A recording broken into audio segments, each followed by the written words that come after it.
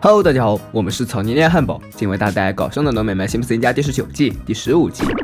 宁静的夜晚，一个凶猛的野兽推开卧室房门，他伸出爪子将小男孩摇醒，然后就被小新用棍子胖揍了一顿，居然发现头套下的是辛巴。小新还生气补了几闷棍，叫你吓我。夺过小新的武器，辛巴才解释道，他扮是书猎人物，该系列最后一本即将发售，父女俩是来叫小新一起排队的。比起买书，小新更想睡觉，但架不住全家人一起出动。排在辛小妹前面是漫画男，在他眼中，辛小妹装扮是有瑕疵的，比如臂章，比如发卡。听完他那副什么都懂的言论后，辛小妹才淡淡的开口，我学是漫画而不是电影。周围人一听都笑了起来，好一记绝杀，漫画男只得灰溜溜逃走了。这时店员出来分发手链，谁知还没有讲解完毕，辛巴就从人群中冲了出来。有了领头的人，大家都不好好排队了，一窝蜂全挤了进去。马丁抢到了一本书，还没来得及高兴，就被小胖子强行要求读给他听。全家人一起出动，幸福增加也收获颇丰。回家路上，小妹就简要讲完了整本书的内容，结局就是最终打败了敌人。了解完剧情之后，3本书就这样被随意的丢弃在大街上。回到家后，大家都异常疲惫了。我一听到辛巴说可以看电视，兄妹俩又重新振奋了起来。但小新不讲武德，无论看的是哪个节目，他都抢先给大家剧透。在连续换了好几个台之后，辛巴终于受不了了，忙让儿子闭嘴。这时电视上播放了一段芭蕾舞短片，他在最后说道，巴斯比芭蕾舞学院要来春田镇，将要停留1周的时间。得知这个消息后，辛巴很是激动，他对女儿说芭蕾是自己的梦想，还向辛小妹展示了他的破碎梦想之盒，这里面装的是他一生想做却从未有机会做的事。芭蕾在所有遗憾中占有很重的分量。小妹很奇怪，既然这么喜欢，那为什么没有坚持呢？辛妈告诉女儿，上身的发育破坏了她身体的平衡，她长完一边再长另一边。辛小妹对妈妈遭遇深表遗憾，看着她以前跳芭蕾时快乐的样子，辛小妹劝说道，现在重拾梦想也不算太晚。玛莎·葛莱姆就一直跳到了70岁，她从未放弃过舞蹈。听了女儿的话后，辛妈觉得自己又有自信了，转头就对刚上来的辛爸说，默默，我又能去跳舞了。第二天，母女俩就来到了芭蕾舞学院，巴斯比向学员们示范了一段舞蹈之后，就开始点名让他们尝试。第一个被点到是辛妈，努力回想起来老师刚才动作后，辛妈勉勉强强将它复原了出来。这对于刚进班的学员来说，巴斯比觉得辛妈还是有几分天赋的。得到鼓励之后，辛妈就留了下来。有基础的人就是不一样，辛妈觉得自己的身体还像以前那样柔软，只见她慢慢将腿抬高，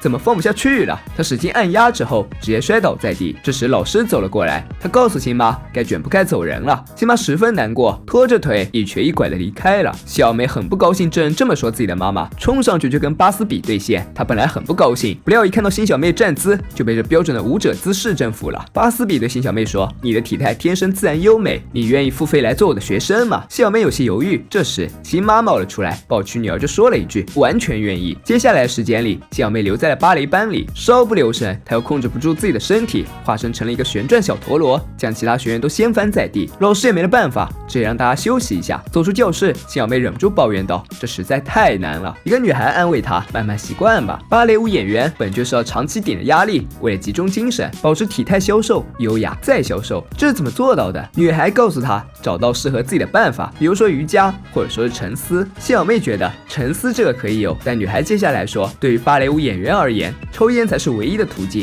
辛小妹惊呆了，只见周围的女孩全部都叼着烟吞云吐雾，这可不是好孩子该做的事儿。辛小妹也表示那会要了你的命的，然而女孩根本就不理会这句话，还用灵活脚给自己点了根烟，以表示他们抽烟是老天爷都允许的。这套炫酷姿势差点就迷惑了辛小妹，但她坚持住了，说自己只需要新鲜空气，不料这也只是2手烟罢了。接下来的舞蹈训练中，辛小妹比以往跳的都要完美，连老师都忍不住夸赞她实在太棒了。临走之际，辛小妹不禁有些疑惑，为什么今早自己会这么精神呢？之前那位女孩告诉她，应该是来源于间接吸收的精气神。晚上睡觉的时候，辛小妹被一阵烟雾吵醒了，她换好成辛小妹成年时的样子，告诉她是时候该抽烟了。辛小妹很坚持，她明白香烟有各种好处，但她们都是属于失败者的。烟雾并不赞同辛小妹的观点，她列出了好几个爱好吸烟的成功者，比如波伏娃、米德、伊丽莎白一世、劳伦巴卡尔，他们无一例外都是辛小妹心中的女英雄。还有莉莉安海尔曼，她说抽烟赋予了自己精力去创作剧本，没有香烟就没有海尔曼。他们围绕在辛小妹身边，引诱了她堕落在香烟之中。第二天，辛妈开车送辛小妹，她很高兴女儿得到老师的表扬。辛妈已经开始想象自己的女儿未来在林肯中心跳芭蕾舞了。再次跳舞的时候，辛小妹心情特别烦躁，时钟的指针仿佛也变成2根香烟。终于到了休息的时候了，辛小妹想要吸一口2手手烟，无奈今天风很大，烟雾都被吹走了。这时，辛小妹注意到了旁边有一根点燃的烟，她实在忍不了了，见她就打算喂进嘴里。突然，辛巴夺下了香烟，踩扁之后仿佛还不尽兴，又补了几枪才算完。将辛小妹带回的路上，辛巴还是难以置信自己的女儿竟然在抽烟，将拉到了辛巴的面前。辛巴打算告诉她不能再让女儿学芭蕾了，不曾想竟然看到了一个超大蛋糕。辛巴说他很高兴，作为一个母亲和青年芭蕾爱好者，女儿是一个优秀的芭蕾演员。面对如此有活力的妻子，辛巴实在很难强硬地说出必须让辛小妹停止学习芭蕾。做父亲可真是令人头疼。辛巴最终还是同意了让女儿继续学舞，但他也有一个条件，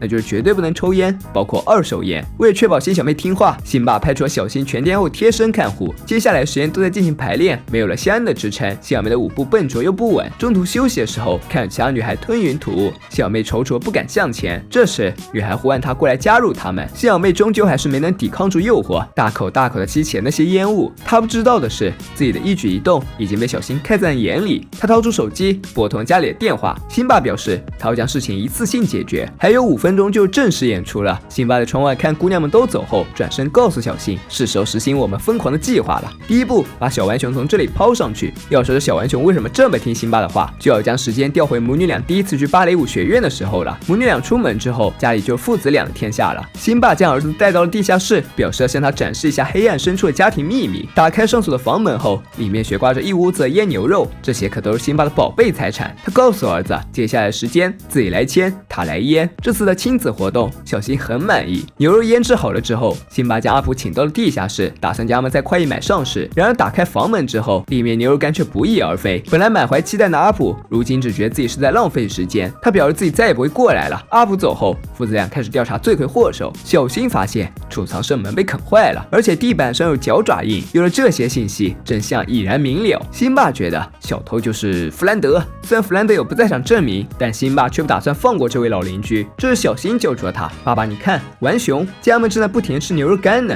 夜晚，父子俩布置了一个陷阱，在树等门前放上掺有着安眠药的牛肉干，等到浣熊们吃下，他们就可以将其一网打尽。不料浣熊们吃了好一阵子都没反应，倒是辛巴没吃几口就变得晕乎乎的。好吧，看样子是把牛肉干放反了。出师不利没有打击辛巴的信心，他拿起菜刀就打算和浣熊干一仗。小新忙劝说爸爸放弃，因为他从未打赢过任何动物，比如说上次和蠕虫打架。辛巴表示自己是不会怂的，俯身又钻进了树洞，不料却被眼前景象激起了爱心，因为浣熊一家太像他们自己了。也有辛巴和小新，辛妈和辛小妹，而且辛巴也会对着儿子使用掐脖神技。辛巴将小家伙们带了出来，便亲自将牛肉干分给了他们。时间回到辛巴实施计划的时候，小浣熊从通风管道里进去之后，按照辛巴的指示叼走所有的香烟，顺便还顺走了一打钱。这一麻袋的香烟刚好还解了市长的燃眉之急。不过对象怀孕这个急，辛巴就救不了了。芭蕾舞的首演很顺利，观众们好评如潮。中途休息的时候，姑娘们照例准备抽根烟，但她们翻箱倒柜也没有找到一根。再次表演的时候，她们舞步凌乱，一圈在舞台上跳得乱七八糟，有的对着墙上禁烟标识狂吸，有的胃口大开，直接抱着骨头啃，有的抽小册子，有的抽头发，还有的人去舔椅子下的口香糖。小妹实在忍受不了眼前闹剧了，她声明要揭发一项反人类的行为，那就是芭蕾。对女性而言，跳芭蕾做作且不公平。说罢，小妹当就扔掉了这罪恶之血。巴斯比很生气，他说小妹永远不能贬低芭蕾，然后就跳着舞步轻快地离开了春田镇。全家人终于又能心平气和地在一起吃饭了。小妹很高兴自己能够戒烟，亲妈学到了不要让孩子替自己圆闷。闻此，小新忙问爸爸，自己是不是不用成为墨西哥摔跤手了？这当然是不可能的。辛爸将头套给儿子戴上，当即就让他表演了一段。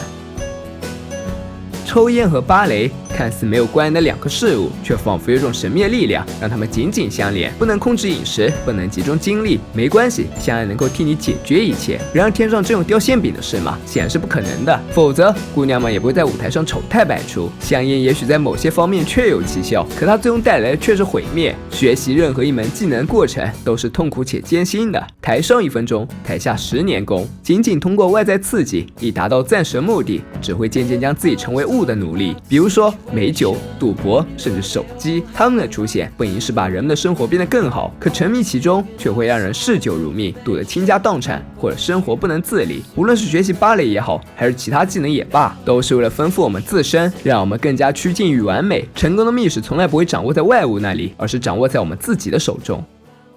本期视频就到这里了，喜欢小伙伴别忘点赞、评论、加关注，咱们下期见，拜拜。